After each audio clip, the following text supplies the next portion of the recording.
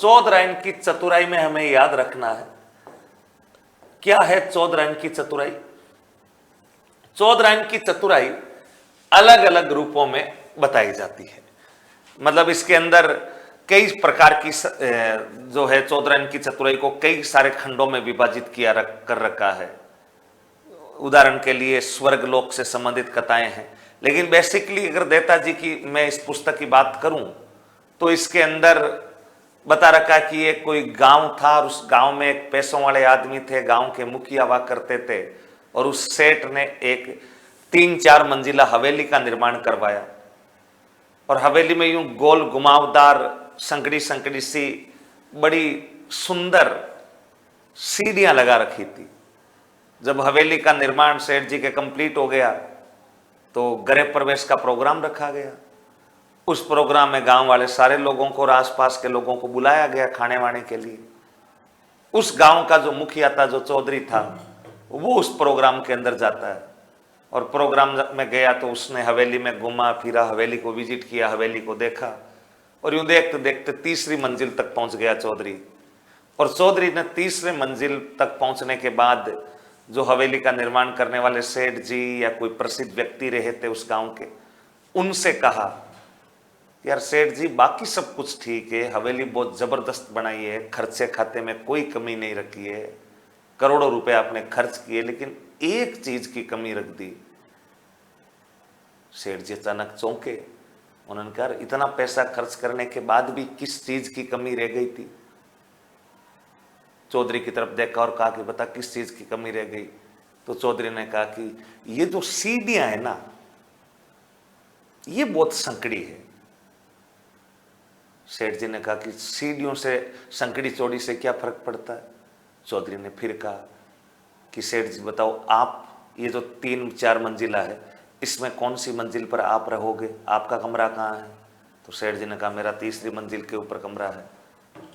चौधरी मेरी तरह सीधा साधा रहा, उसने कहा कि 3री मंजिल पर कमरा है, मान लेते हैं कि तुम कमरे में सो रहे थे और सोते सोते तुम्हारे प्राण निकल गए, तो अब जब तुम मर गए 3रे कमरे में, तो फिर तुम्हारी लाश को कोई आदमी बाहर जब शमशान भूमि ले जाएगा तो लेके कैसे जाएगा? इन सीढ़ियों में तो तुम खुद नहीं आओगे, जब तुम्हें कंधों पर उठा के ले जाएंगे तो चारों तरफ दीवारों पर तुम्हारे हाथ और पैर अकड़ेंगे, तुम्हें बाहर कैसे ले जाओगे? इस बात से सेठ को भयंकर गुस्सा आ गया। सेठ ने कहा, यार आज पहला दिन है, गृह प्रवेश का कार्यक्रम है, और चौधरी तुम मरने मारने वाली बातें कर रहे हैं?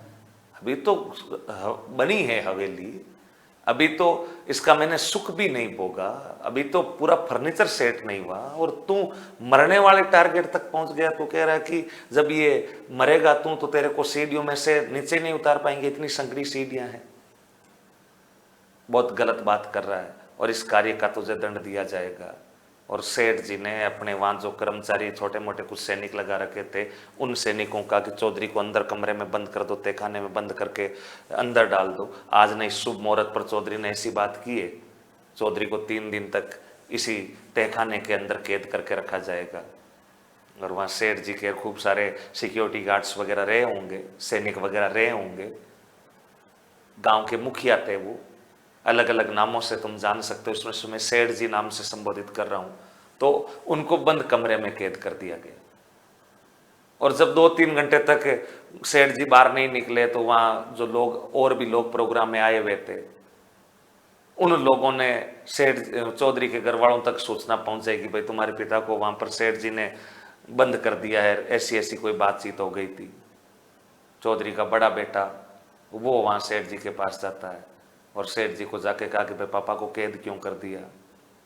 तो सेठ जी ने बताया कि पहला दिन है, यहाँ मांगलिक कार्य हो रहे हैं, गाजे बाजे बज रहे हैं, महिलाएं मांगलिक गीत गा रही है, हवन कीर्तन हो रहा है, और तुम्हारे पिता वो मुझे यहाँ प्रोग्राम में आकर के सलाह दे रहे हैं कि चौधरी हवेली सही नहीं बनाई है, 3री मंजिल पर तेरा कमरा है, मर गया तो तेरे को 3री मंजिल से नीचे कैसे लाएंगे, तू आएगा ही नहीं।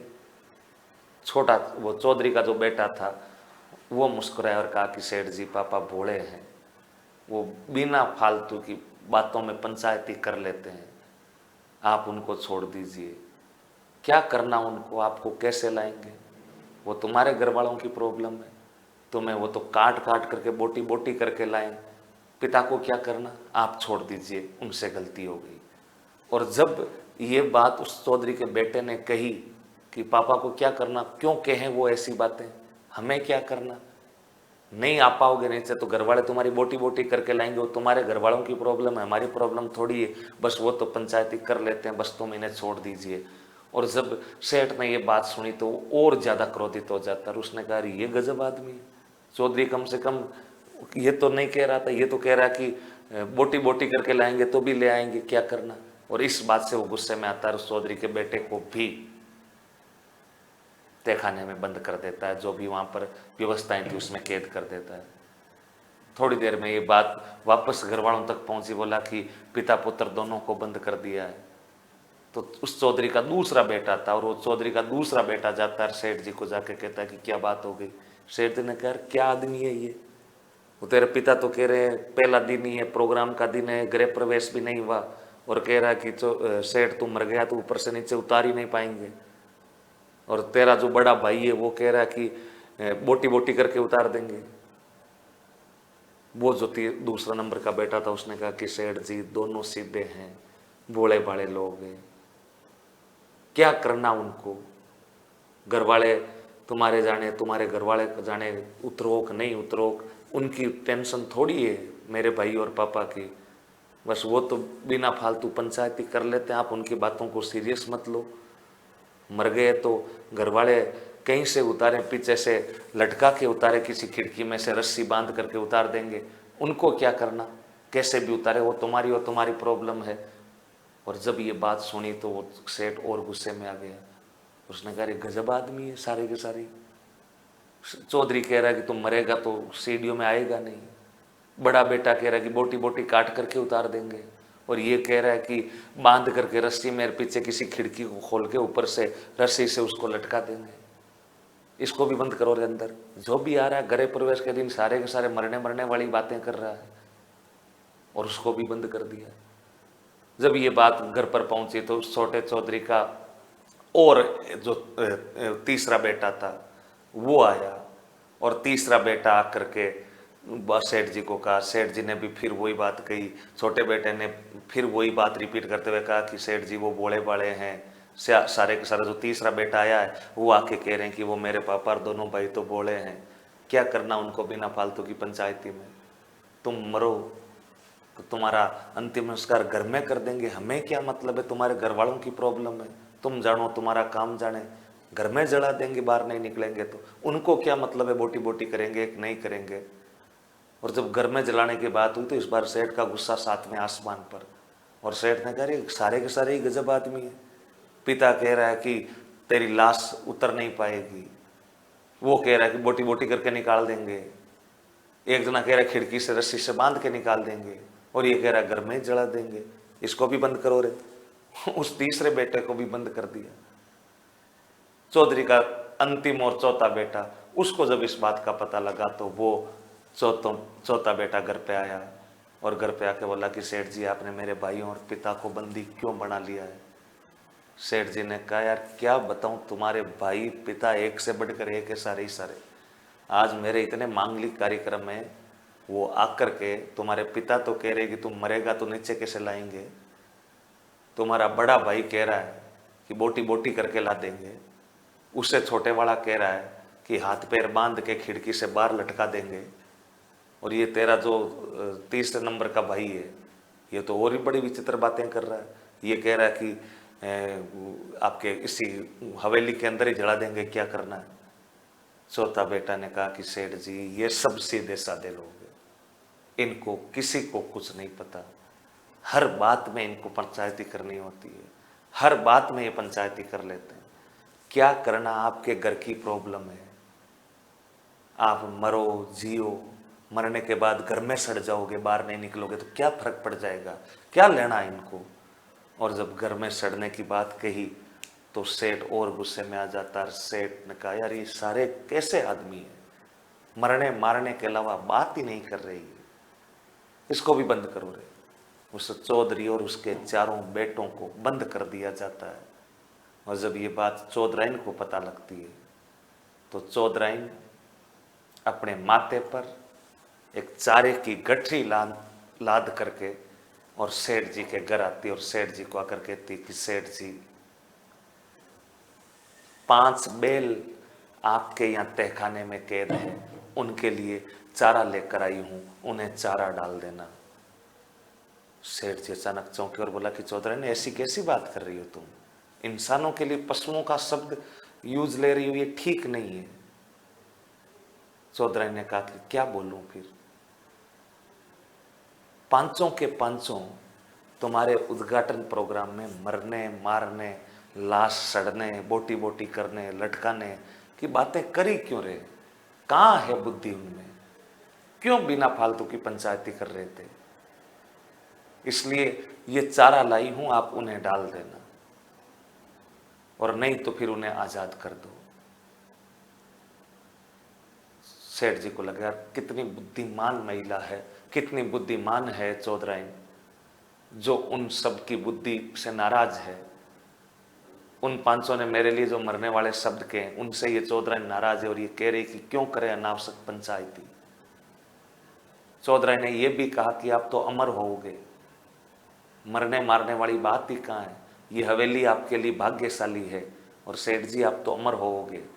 और जब सेठ जी की थोड़ी सी तारीफें की तो सेठ जी ने अपने कर्मचारियों को कहा छोड़ दो, चारों पांचों को छोड़ दो। लेकिन उन कर्मचारियों में रिश्वत लेने की थोड़ी सी आदत थी, और आज तक जितने भी वहां कैदी कैद हुए थे, किसी को भी बिना रिश्वत के छोड़ा नहीं था। तब जब उन पांचों चौधरियों को बाहर निकाला जा रहा था, तब उन पांचों चौधरियों को बाहर निकालते समय 2 कर्मचारी उनके पीछे पीछे गए और चौधराइन को जाकर कहा कि चौधराइन, आपने सेठ जी की तारीफ कर दी कि आप तो अमर होगे, मरोगे ही नहीं, हमेशा हमेशा जियोगे, मांगलिक कार्यक्रम है, ऐसी बातें नहीं करनी चाहिए थी।